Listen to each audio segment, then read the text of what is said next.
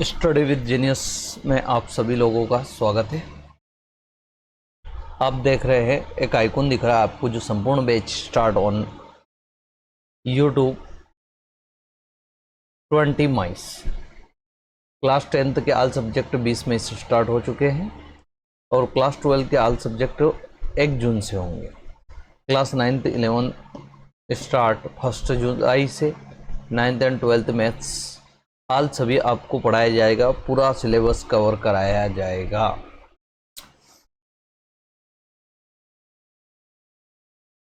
आइए, हमने कल पढ़ा था, इसकी कुछ भूमिकाएं हमने पढ़ ली थी,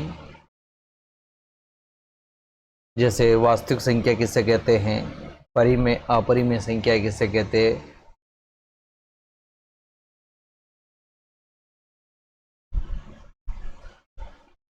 आइए हम 1.1 प्रश्नावली 1.1 का पहले क्वेश्चन हल करना स्टार्ट करेंगे।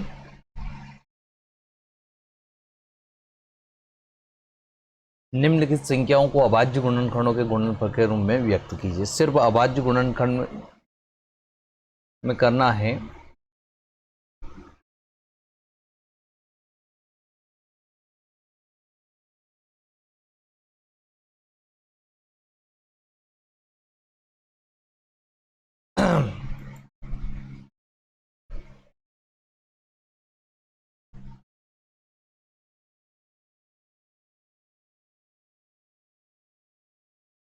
अभाज्य गुणनखंड, आइए फर्स्ट प्रश्न का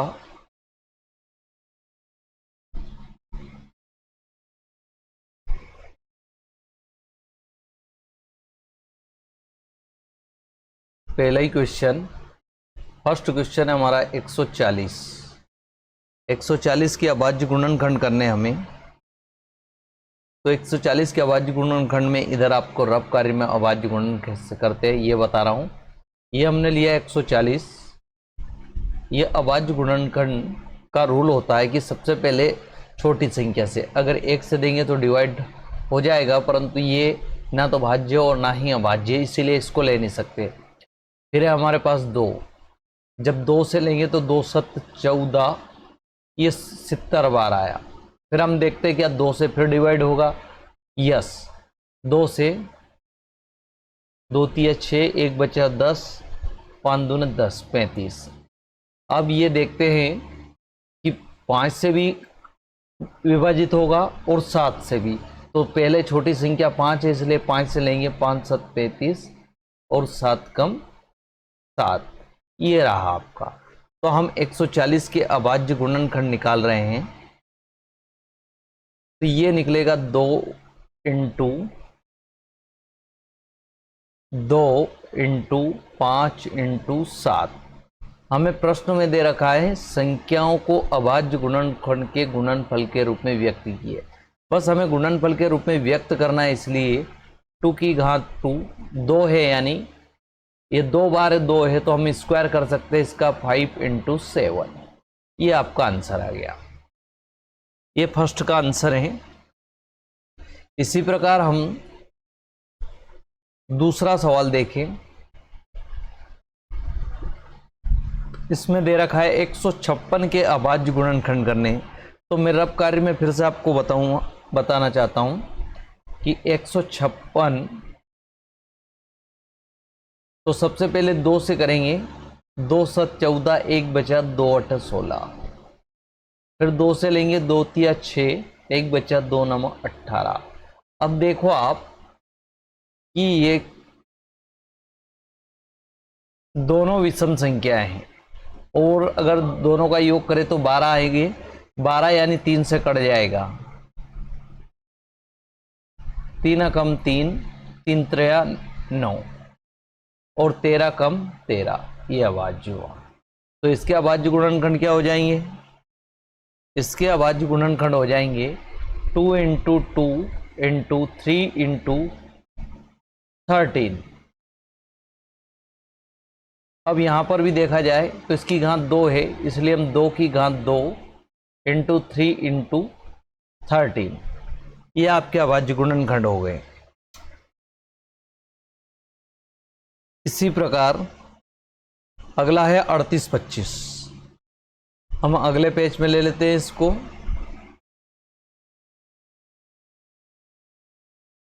तीसरा सवाल है हमारा 38-25 के अभाज्य गुणनखंड।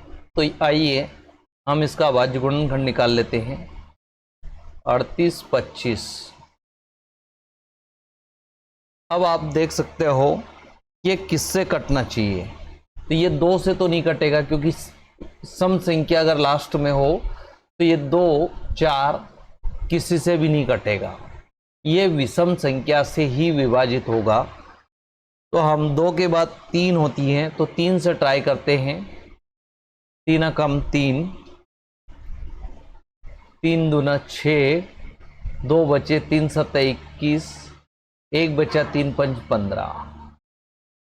फिर क्या 3 से कट जाएगा, विभाजित हो जाएगा? हाँ जरूर हो जाएगा। 3 चुक 12, 3 दूना 6 और 1 3 पंच 15। अब देखते हम 3 से कटेगा क्या? 3 कम 3, 3 चुक 12, 5, नहीं कटेगा। अब ये 5 है, यानी 5 से कट जाना चाहिए। 5 से विभाजित करेंगे, 5 8 40, 2 बचे, 5 25। फिर 5 से कट जाएगा, 5 कम 5, 3 बचे, 5 7 35 और ये 17 से ही डिवाइड हो जाएगा। 17 कम 17, तो इसके क्या बनेंगे? 3 इंटू 3 इंटू 5 इंटू 5 इंटू 17।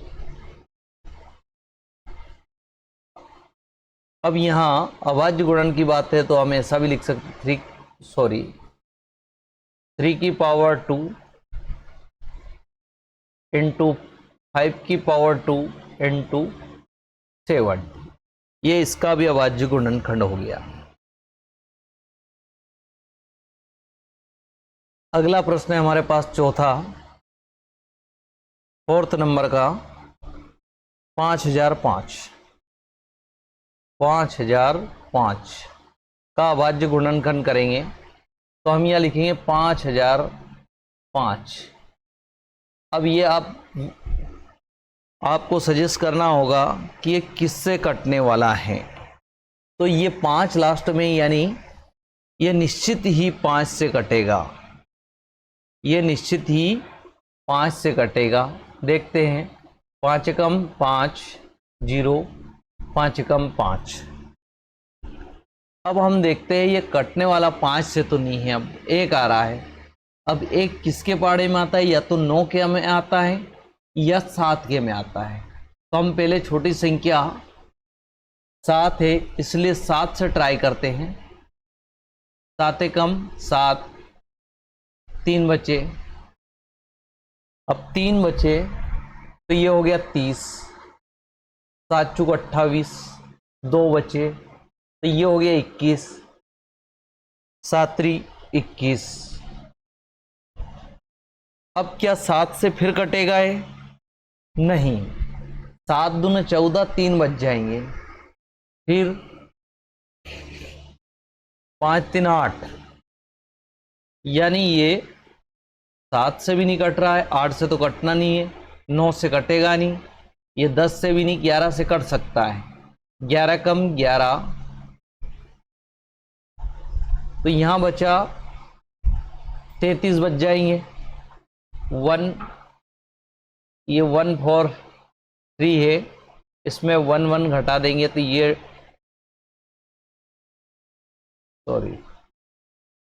ये इसमें से घटेगा तो ये 3 3 और ये आ गया 0, तो 11 या 33 और फिर ये 13 से कट जाएगा तो 30 कम। तो हम लिख सकते हैं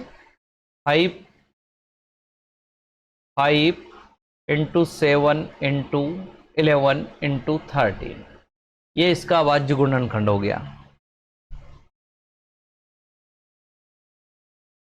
अगला है आपके पास 5वां सवाल, पांचवा दे रखा है 7429, 7429 का अभाज्य गुणनखंड करेंगे। 7429 का अभाज्य गुणनखंड, तो हम देखते हैं यहाँ पर 9 है लास्ट में, तो क्या कटने वाला है ये? जी नहीं। अब ये 7 4 11 13 और 9 22, ये न 7 से कटता है ना 8 से कटता है, ये आपका 17 से डिवाइड होगा। किससे होगा? 17 से। अब 17 से कैसे होगा? तो आप देख सकते हैं 74 29 में भाग हम देंगे 17 का, 17 चुका 68, 14 में से 8 गया 6 बचेंगे और ये हो गया 0, ऊपर से बुलाए 2, 17 51, 3 बार जाएगा,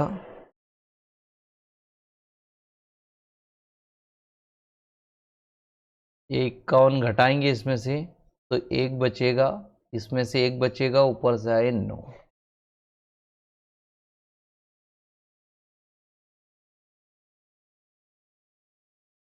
तो ये जाएगा 7 बार,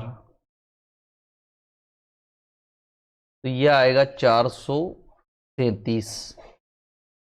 अब 437 को आप फिर से डिवाइड करोगे तो ये जाएगा 19 से, तो 19 दूना 38, 43 में से 38 घटा दो आप, तो 13 में से 8 गए 5 और 7, 19 तिया 57 और फिर जाएगा 23 से, 23 कम 23, तो इसका अभाज्य गुणन हो जाएगा 17 19 इंटू 23। ये हो गया अभाज्य गुणनखंड।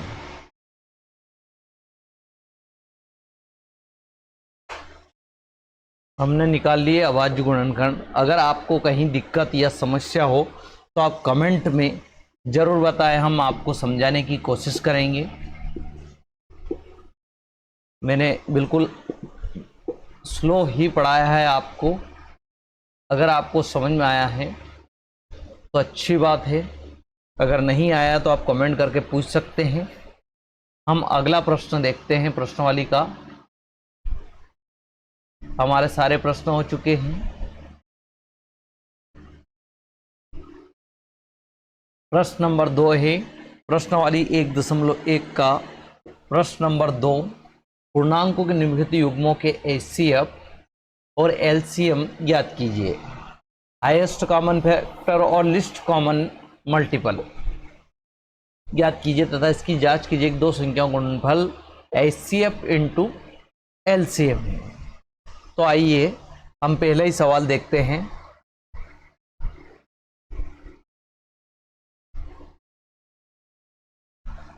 हम पहला सवाल यहीं से कर लेते हैं।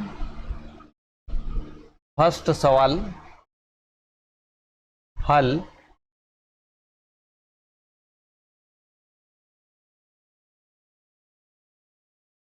छब्बीस के गुणनखंड करते हैं हम, तो 26 के गुणनखंड क्या आएंगे? तो मैं बता दूं आपको, 26 का 2 से 13 और 13 कम 13, तो ये हो जाएगा 2 इंटू 13। और इंकाणु के अभाज्य गुणनखंड क्या हो जाएंगे? इंकाणु बराबर, तो 13 7 इंकाणु होते हैं, 7 गुणित 13। अब ये हो गया। अब आप ध्यान से देखिए प्रश्न में क्या कह रहा है कि दो संख्याओं का गुणनफल HCF इंटू LCM है। तो 26 और इंकाणु का LCM बराबर, अब 26 और इंकाणु का LCM क्या हो जाएगा? यहां देखते हैं 2 इंटू 13 और यहाँ डबल आ गया। एलसीएम में एक ही बार आता है। ध्यान रखना, एलसीएम में किसी भी संख्या को दोबारा नहीं लिया जाता है। फिर से कह रहा हूँ मैं, एलसीएम में जैसे यहाँ 13 है और यहाँ भी 13 है, तो जब एलसीएम लेंगे तो ये एक ही बार में डिवाइड हो जाता है। ये कैसे हो जाता है? 26 और 51। अगर देखा जाए ये 2 से डिवाइड करें तो ये 13, ये 91 ऐसे रहेंगे। फिर 7 से ले लेते हैं तो ये 13 वैसे रह जाएंगे और ये 13 बार आ जाएंगे। 13 बार आता है और ये 13 कम 13, ये देखो 2 इंटू 7 इंटू, तो ये एलसीएम हो गया। इसी प्रकार इसी 26 और 91 का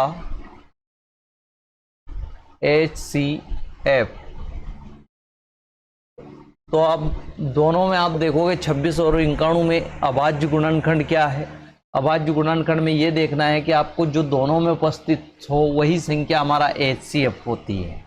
यानी उभयनिष्ठ यहाँ देखा जाए तो यहाँ 13 है और यहाँ भी 13 है, तो ये हमारा क्या हो जाएगा? 13। यहाँ लिख सकते हो आप उभयनिष्ठ है। क्या है? उभयनिष्ठ, यानी दोनों में उपस्थित है। तो हमारा HCF क्या हो जाएगा? 13। अब हम प्रश्न की ओर देखते हैं। प्रश्न में दे रखा है दो संख्याओं का गुणनफल। अगर आप इसका मल्टीप्लाई करोगे तो 13 दूनी 26, 26 में 7 का गुणा करोगे तो 7 छंग 42 के 2 हासिल आए, 4 7 दून 14 और 4 182। तो इसका HCF पूरा कितना हो जाएगा? 182, और ये 13 ही रहेगा। तो हम आगे इसी प्रकार जांच करते हैं। क्या करते हैं हम? इसकी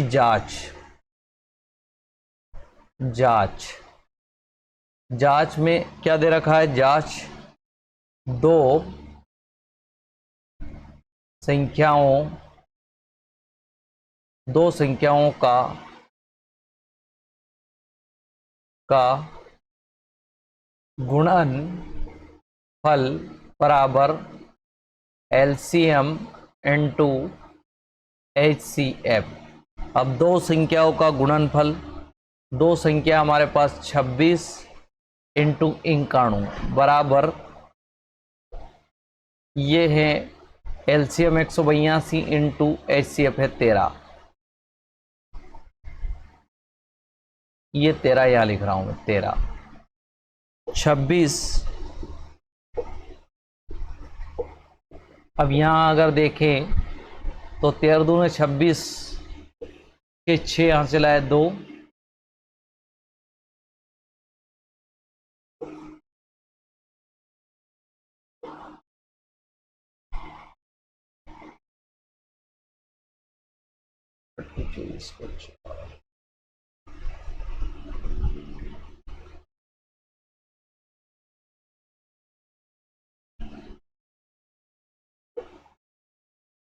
ये आ जाएगा आपका 182 है। 182 में 13 का मल्टीप्लाई कर दो आप, 3 दूने 6, 8 24 का 4 हासिल आया 2, 3 और 2 5, फिर 1 का करेंगे 2, 8 1 6 6 13 23 66, यानी ये भी हो गया हमारा 23 66, और इसका गुणा भी करेंगे तो ये भी होगा 23 66, जो कि सत्य है। ये बहुत बार प्रश्न में परीक्षा में आता है, इसलिए आप इसका जरूर करें, इसको एक बार जरूर देखें। अगला प्रश्न है हमारे पास, दूसरा है 510 और 92 का। सेकंड सवाल करना है हमें।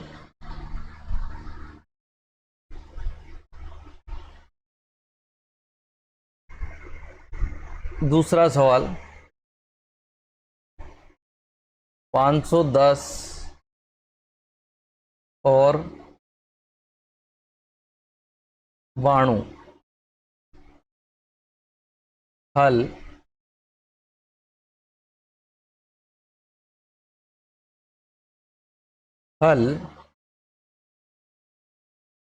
510 का अभाज्य गुणनखंड। तो 510 का अभाज्य गुणनखंड 2 दूना 4, 1 बचा, 2 5 10, 2 5 10। क्या अब 2 से डिवाइड होगा? जी नहीं। अब ये होगा 3 से। 3 8 24, 1 बचा, 3 5 15। फिर 3 से हो जाएगा जी, 3 कम 3, 3 5 15। फिर 3 से 3 5 15 और 5 कम 5। तो इसको लिख सकते हैं हम 2 इंटू 3 इंटू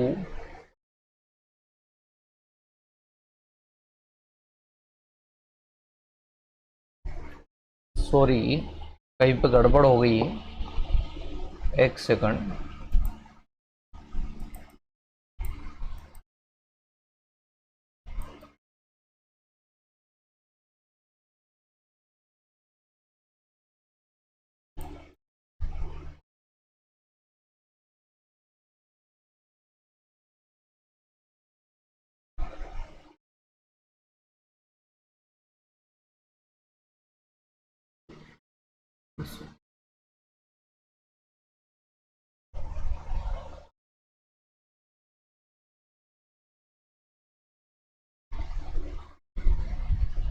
ये था हमारे पास 510,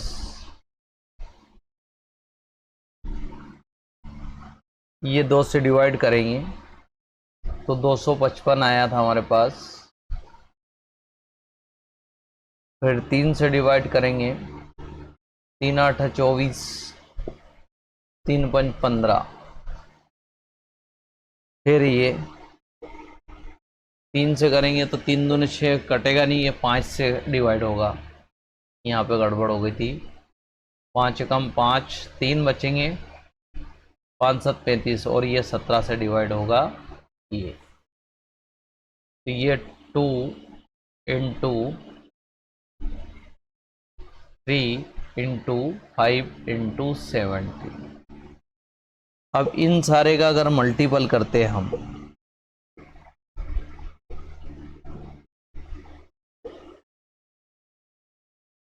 बाद में करेंगे। अभाज्य गुणनखंड निकाला। 92 का अभाज्य गुणनखंड, 92 का अभाज्य गुणनखंड निकालेंगे 2 से। 2 चुका 8, 1 बचा, 2 छंग 12। फिर 2 से डिवाइड करेंगे 2, 2 तिया 6 और ये 23 से होगा 1। तो ये हो जाएगा 2 इंटू 2। इसको हम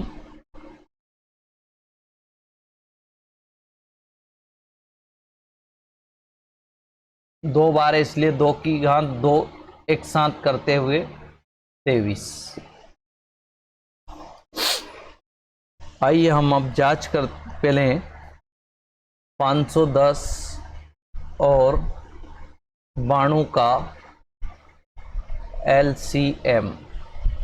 अब LCM मैंने पहले भी बताया था आपको, जो सबसे बड़ी घात होती है वो ली जाती है और बाकी को इग्नोर किया जाता है।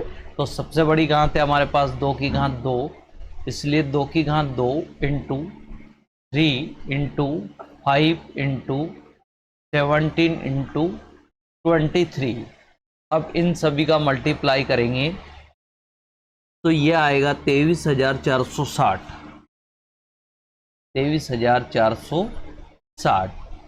510 और 92 का HCF ये आप निकालें। 1 मिनट में आपके लिए दे रहा हूं, आप इसको निकालने की कोशिश करें। 510 और 92 का HCF निकालना है आपको।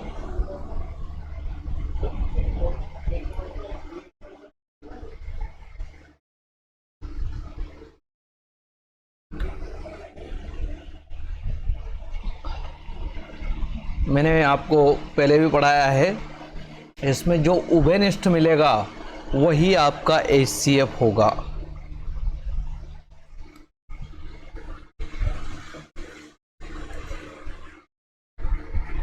मैंने अब आप ढूंढो इसमें उभयनिष्ठ कौन है।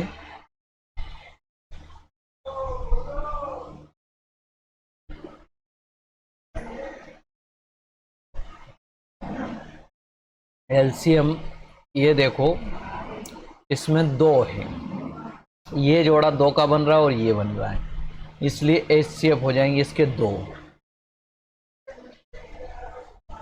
अब हम इसकी जांच करेंगे। जांच,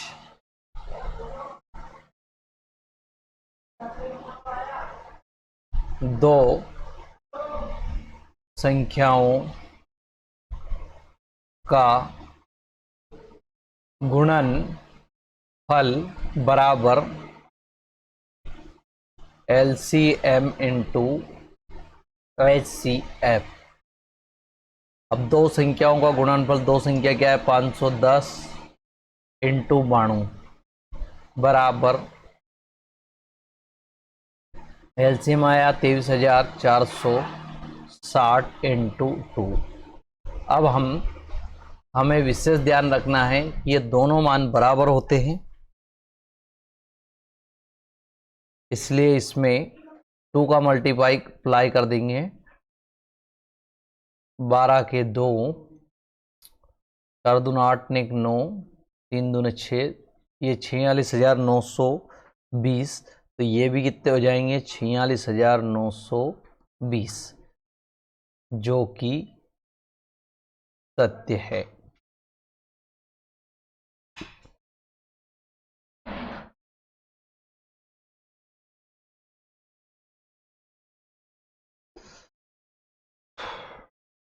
नेक्स्ट सवाल 336 और 54 का जांच करनी है हमें HCF और LCM निकालकर। तो हम सबसे पहले इसका अभाज्य गुणनखंड करते हैं, और अभाज्य गुणनखंड करने के बाद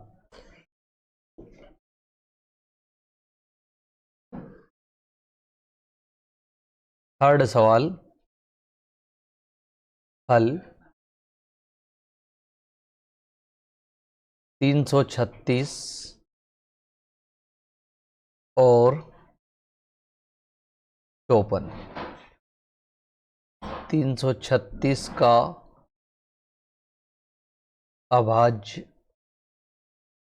गुणनखंड, 336 का अभाज्य गुणनखंड करेंगे तो ये 2 से डिवाइड हो जाएगा, 2 एकम 2, 2 छंग 12, 2 8 16, फिर 2 से हो जाएगा 2 8 16, 2 चुक 8, फिर 2 से हो जाएगा 42, फिर 2 से इसको 2 और 1, फिर 3 से हो जाएगा 7, और 7 से ये निकल जाएगा ये। तो हम इसके अभाज्य गुणनखंड लिख सकते हैं। आप देख सकते हैं 1 2 3 4, तो हम 2 की घात 4 इंटू 3 इंटू 7। इसी प्रकार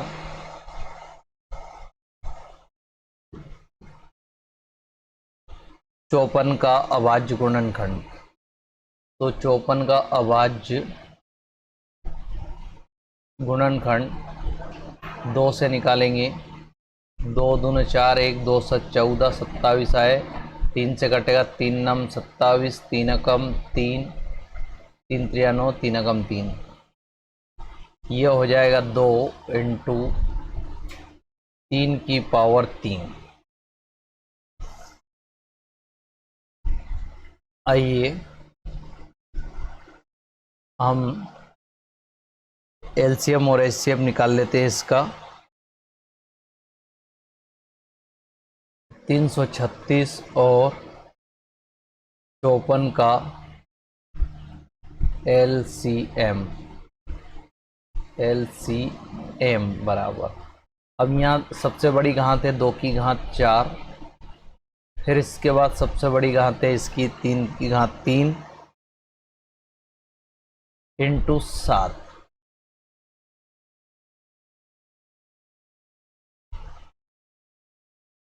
इसको अगर हम सरल करेंगे तो 3024 आएंगे, 3024 आएंगे। 336 और 54 का HCF। अब आप देखो यहाँ पे उभयनिष्ठ कोण है 2 और फिर है 3, यानी 2 गुणित 3 बराबर 6। अब हमें जांच करनी है, हमें जांच करनी है कि यह सत्य है या नहीं। आपने देख लिया होगा हमारे पास पीपीटी में अगला सवाल है, इसलिए हमें यहाँ पे मिटा के करना पड़ेगा।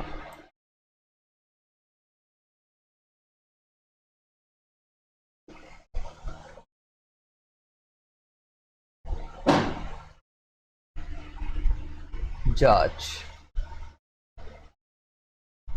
दो संख्याओं का गुणनफल बराबर LCM इंटू HCF। दो संख्या है 336 इंटू 54 बराबर, अब आपके पास 3024 LCM निकला था इंटू HCF 6 थे। अब आपके पास दो बड़ी संख्या हैं, दोनों को करना है। कभी कभी होता है कि इधर की संख्या इधर ज़्यादा कम भी आ सकती हैं, और संभवतः ऐसा ही होगा कि दोनों संख्या दोनों पक्ष LHS और RHS दोनों बराबर होंगे। 6 चुक 24 का 4 हासिला है 2, 6 दून 12, 12 और 2 14 के 4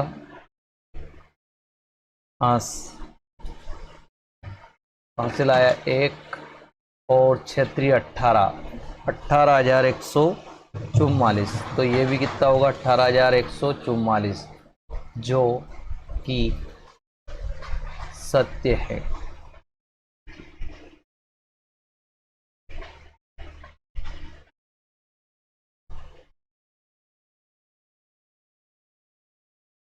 जो कि सत्य है।